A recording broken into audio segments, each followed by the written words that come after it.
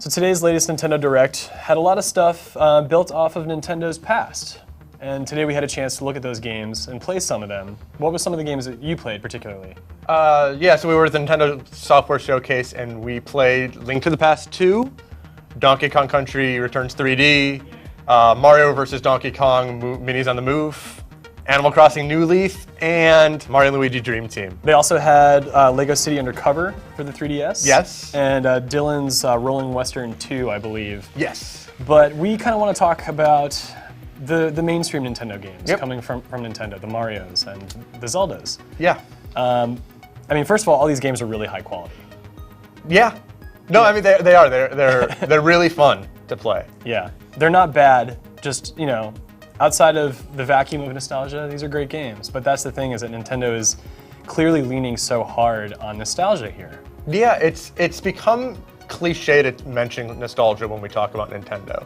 But it almost feels impossible to go in another direction because Nintendo is like, they're very seeped in it. And when you see the games today, it's remakes, as in the case of Donkey Kong, or it's or very similar feeling games in the case of Mario & Luigi and Animal Crossing and Yoshi's Island. And it feels like Nintendo's kind of stuck in this retreading old ideas over and over again. There's a definite lack of, I'd say, innovation on their part. They seem interested in introducing these old properties onto new hardware and taking advantage of the capabilities in some way to repackage some of this stuff. Yeah, like there is the 3D visuals still. Yeah. I guess that's the one kind of nod to the future. There's a lot of games that look towards the past. You have examples like Spelunky and you have Super Meat Boy, and there's countless other ones. But whereas they're like rooted in the foundation of what made the original Mario games, for instance, great, they build and they're new on their own. Yeah. These games build on the past and stay there. Because we both played Zelda. Yeah. And we both loved Link to the Past. But like this, it feels like the same game. I mean, the final boss is like a snake, and you have to get behind the snake, and you hit his tail. It doesn't just seem the same. I mean, we've played that before. We've actually played that boss fight before. Yeah, it's you know, and even the elements inside the dungeon, outside of enemies, are very similar. They had a new mechanic, but really these games they had an impact when they were released because there was nothing like them beforehand. And obviously nostalgia works on plucking, you know, those strings where it's like you remember that, you want more of that, you like the good times, so why not feel it again? But Nintendo's been doing this now for so long. One begins to wonder, is this their plan from here on out? Like, are they no longer willing to take a risk?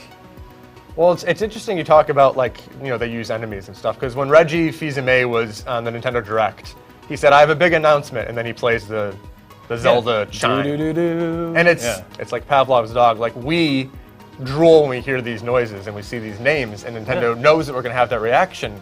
But I guess at a certain point, if I'm not getting anything new, I'm not going to drool. And it's kind of getting to that point for me where it just feels like I've played this before. Yeah. I love Zelda. I want more Zelda. Yes. What do you have for me? And it's a sequel to one of the greatest games that you're not going to be able to top. I don't think. Especially when so much of it is grounded in reminding you of what it once was. Yeah, and this sounds really negative.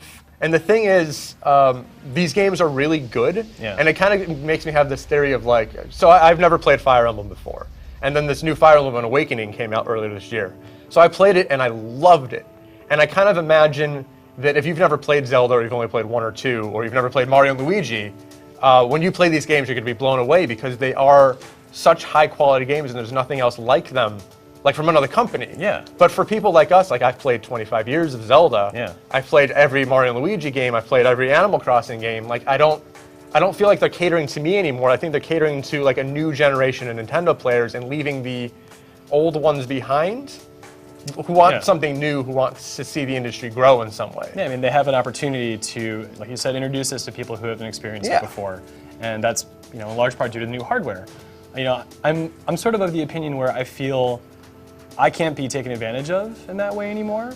And I say advantage like it's a bad thing. Like I like nostalgia. Like the fact the fact that Earthbound is finally coming out. I think that's wonderful. Yeah. You know, but that's a game that we haven't seen or heard anything from in a long time, especially in North America. So there's been 3 total games in the series. Only one's been in America, and it hasn't been re-released in any form. Yeah. So there's this other factor where it makes a lot of sense, and I don't feel so bad being excited about it. but I feel like Nintendo needs to do something different to keep me interested in that. The best game I saw today, and this is going to sound weird because there's a new Zelda game, but was the Mario versus Donkey Kong game, Minis on the Move. And it's because I'd never played anything like it before. It's a puzzle tile game. And they stamped on the familiar icons that we know. You know, Princess is in the game and Mario. Yeah. But they used all new gameplay. And I think that's where Nintendo's at their best, and they did it with Nintendo Land, and we've seen it in the past with Kirby's Epic Yarn. We've seen them go in a new direction with old characters. Right. And I think that that's okay to rely on your established franchises if you're taking them a new direction. I just don't think it's okay to repackage Animal Crossing for a fourth time. Yeah, and that's where I was stumped today. That I was frustrated. Our discussion with Bill Trinan that Giancarlo had. Yeah. You know, he had asked him, you know, are you guys wary of risk at this point? Mm-hmm.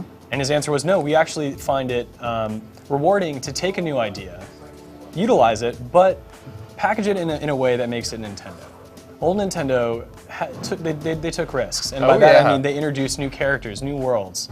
We haven't seen anything really new from them in quite some time, unless it's been from a studio that they own. But you know, it's never from themselves. And I feel like they're putting a lot of that weight on third parties. Yeah. Something like Bravely Default. You know, Square Enix made a great game. It's not called Final Fantasy. I see Nintendo. It's a chance for them to get a brand that will be just on a Nintendo platform. And I know there's like a PC game coming out for Bravely Default, but they need that. You know, no one from Sony, like who enjoys Sony games and owns an Xbox, is thinking, "Oh, Mario Party! I can't wait to buy a 3DS and I can play Mario Party." There's been 9 of them already, 10 maybe. Yeah, I mean, there's a point where you have to find a new audience, or you have to maintain your old audience, or you do something different and you try to move on. And I think Nintendo's at the point where they've hit the limit for those other options, and it's time to do something different. Yeah, see, I feel like they could do a better job of including you and me, their established audience, as well as bring people in. And you look in the past, and when they introduced the first Animal Crossing, and the first Luigi's Mansion, and the first Pikmin, and they're all about a decade old at this point, a little older.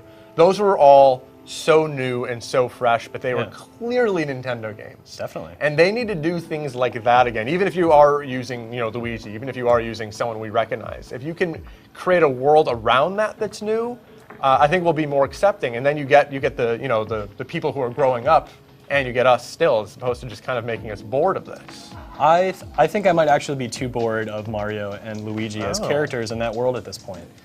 I think about a game like Super Mario Galaxy. Yeah. It's a fantastic game. I have no qualms that it's a Mario title. Like, I really enjoyed playing it. Yes. Most of that was because of the gameplay. It was not because of Mario.